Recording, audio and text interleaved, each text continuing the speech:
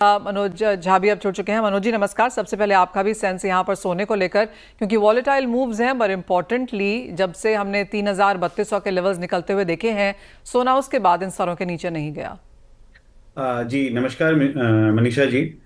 देखिए, अभी जो सबसे बड़ा जो फैक्टर है वो पूरा ट्रम्प के चारों इर्द गिर्द ही घूम रहा है। और सबसे इम्पोर्टेंट चीज़ है कि कहीं भी सोने में अभी नरमी जैसी कोई बात मुझे नहीं दिख रही है। उसका सबसे बड़ा रीज़न है, वो है लैक ऑफ ट्रस्ट जो यूएस डॉलर पे है, अमेरिका पे है, ट्रम्प पे है। वो सबसे बड़ी बात है। आप उसके वजह से देख रही हैं कि चाइना भी अभी हर महीने करीब करीब 40 टन के आसपास माल खरीद रहा है। जो डायरेक्ट फिगर्स नहीं आ रहे हैं, इनडायरेक्ट फिगर्स पता चल रहे हैं कि भाई वो किसी एजेंट के थ्रू खरीद रहे हैं या खरीद के मार्केट में बेच रहे हैं, वॉट एवर सो, लेकिन वो खरीद रहे हैं। दूसरी बात जो है, जो डी डॉलराइजेशन की स्थिति है वो बनी हुई है, वो दिनों दिन बढ़ती चली जा रही है। वो भी लैक ऑफ ट्रस्ट के वजह से है। तीसरी बात जो है, अभी जैसे यूएस में जो आपने पढ़ा होगा कहीं, सेक्शन 899, वो जो नया टैक्स रिजीम आने की बात है, उसमें भी ऐसा है कि जितने भी लोग यूएस बॉन्ड खरीद रहे हैं, जितने भी कंट्री खरीदते हैं, और जो कंट्री से यूएस का रिलेशंस, मतलब इकोनॉमिक रिलेशंस, टैरिफ रिलेशंस, जहां यूएस को प्रायोरिटी नहीं दिया जाएगा, जहां के यूएस के कंपनीज को महत्व नहीं दिया जाएगा, वहां पे ऐसा है कि उनके यूएस बॉन्ड पे जो वो इंटरेस्ट कमाएंगे उसके ऊपर भी इंटरेस्ट यूएस लगा सकती है। ऐसा उस में अभी ऐसे प्रपोजल दी गई है सेक्शन 899 में। दूसरी हम्म। बात यह है कि पहले लोग केवल यूएस बॉन्ड में ही इन्वेस्ट करते थे ज्यादातर, लेकिन अब स्विस और जापानीज और यूरोपियन बॉन्ड में भी इन्वेस्ट करने लगे हैं। जहां तक जियो पॉलिटिकल टेंशन की बात करते हैं, तो हमेशा आप देखो, पहले दिन से ट्रम्प बोल रहे थे कि यूक्रेन और रशिया का नरम हो जाएगा, उधर इसराइल हमास का, लेकिन कहीं भी किसी भी फ्रंट पे नरमी तक तो नहीं नहीं दिखी है। जहां तक कि पहले से थोड़ा मामला गर्म ही हुआ है। तीसरी हम्म। बात, जो इंटरेस्ट रेट की बात जो है, वो हम पिछले 2 साल से सुन रहे हैं कि कट होगा, कट होगा, जिसके वजह से मार्केट आगे मूव फॉरवर्ड हो रहा है। अभी तक हुआ नहीं है, लेकिन होने का आशंका है, जिससे गोल्ड के मार्केट को वो एक सपोर्ट मिलता है। हम्म। एक छोटी सी बात है कि जैसे चाइना में जो रेयर मेटल्स हैं, उसका एक्सपोर्ट जो है ना, वो डिफिकल्ट कर दिया उसने, अमेरिका और कुछ कंट्रीज को। तो वो खुल के नहीं, लेकिन इनडायरेक्टली उसको, जब रेयर मेटल्स का एक्सपोर्ट पे थोड़ा सा इनडायरेक्ट बैन जैसा लगा दिया है, डिले कर दिया है, तो उससे भी जो नाराजगी है यूएस और चाइना का, वो बढ़ते चला जा रहा है। और हम्म। इन सब चीजों के ऊपर सबसे बड़ी बात जो है, वो 90 डेज अब क्लोज होने वाला है, जो यूएस ने अप्रैल में बोला था। तो जो 90 डेज का जो वक्त दिया था, वो क्लोज होने वाला है। और अभी तक मार्केट किस सिचुएशन में चल रहा था, एक नया वर्ड है मार्केट में, टाको।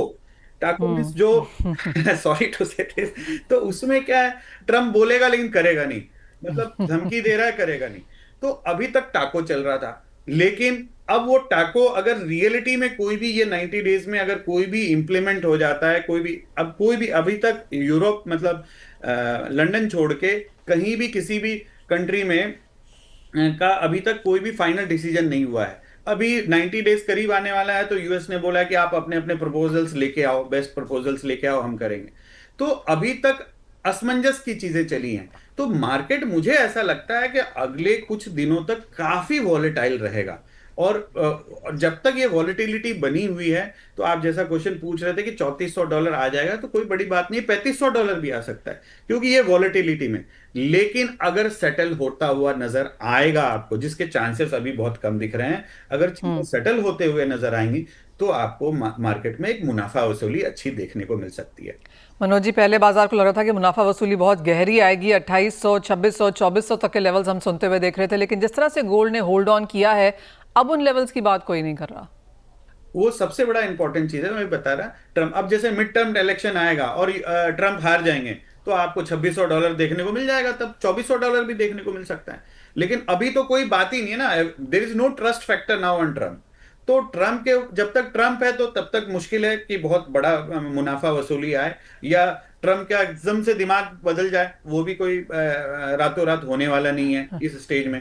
तो राइट नाउ बहुत बड़ी मुनाफा वसूली मुझे नहीं दिखता है। और आप देखो हर मार्केट डिस्टर्ब है। आपको एक सॉरी टू से एक छोटा एग्जांपल देता हूँ। इंडिया में ज्वेलर्स के पास आज के दिन में गोल्ड की सेल बहुत अच्छी नहीं है, लेकिन जो रत्न होते हैं ना, जो एस्ट्रोलॉजिकल रत्न होते हैं, उसकी 3 गुना सेल बढ़ गई है। वो सेल Okay. सेल इसलिए बढ़ गई है कि मार्केट में नरमी है, तो बहुतों को लगता है कि भाई अभी पत्थर पहने, ये पहने तो दिन अच्छे चलेंगे। 3 टाइम्स सेल्स बढ़ गई है।